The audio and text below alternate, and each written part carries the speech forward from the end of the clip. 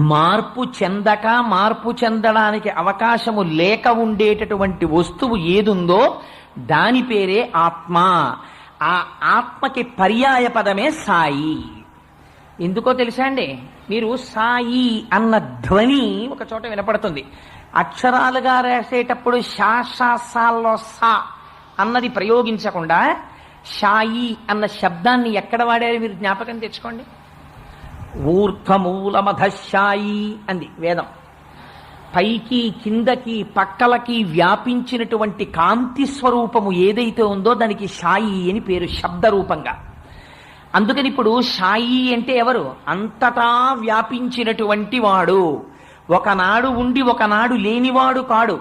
ఎప్పుడూ కాలమునకు దేశమునకు లొంగనివాడై సర్వకాలముల యందు సర్వత్ర వ్యాపించిన వాడెవడున్నారో వారికి షాయి అని పేరు. మీరు మరొక